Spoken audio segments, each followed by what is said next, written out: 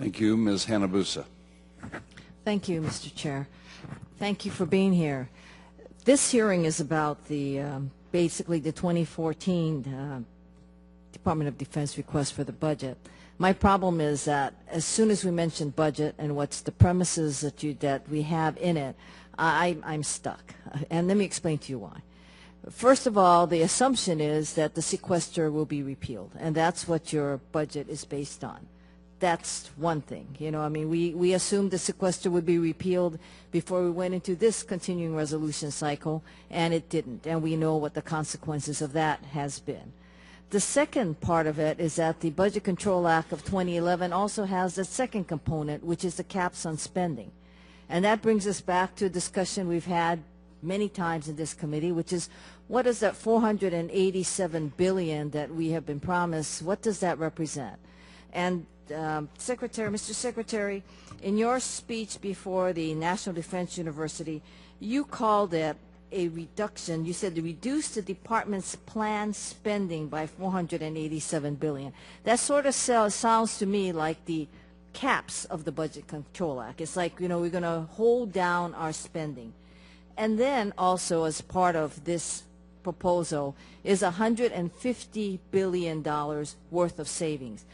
My problem is I need to understand how all of these interact with each other. Because if the assumption, the fundamental assumption is we must get rid of sequestration, we all will have colleagues who would want to know how we're going to pay for the $1.2 trillion in terms of defense. And I understand the first 2 years of that was basically a 50% burden by the defense. The president comes up with a proposal of $1.8 trillion, of which defense is going to comprise $150 billion.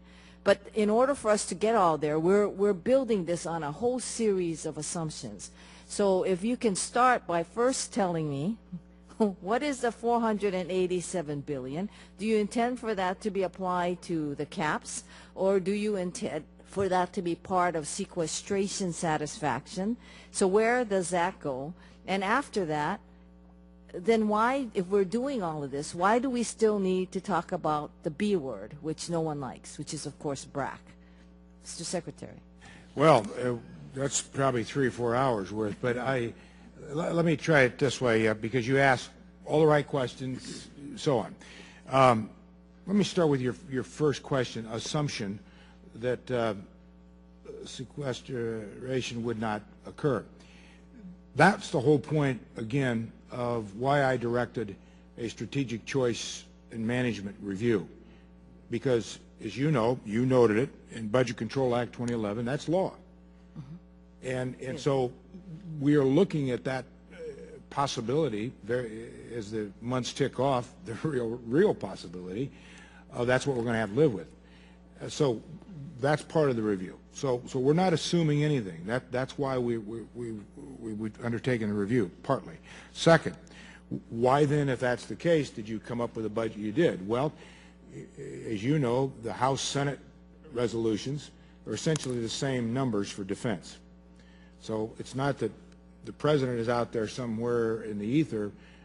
It's consistent with the resolution that the House and Senate passed. Probably more fundamental, as the chairman and Mr. Hale knows so very well, it takes a long time to build a budget. I mean, you can't build a budget of a $600 billion enterprise in a month or two. I mean, you've got all the pieces here that have to play into everything. So that's a component here that sometimes gets overlooked. So we're looking at everything. We're not assuming anything. Matter of fact, one of the points that I make in the review, and I said in the speech I gave over at NDU, is that we need to challenge every past assumption. I use that terminology for the obvious reasons. The $487 billion you referred to, I don't have my speech in front of me, but what I think what that was referring to, what I was referring to, is what DOD has already started to absorb over a 10-year period as a result of a previous agreement between Congress and the President. That's what I was referring to. Now, if I have not further complicated it, thank you. Thank you. I'll yield back.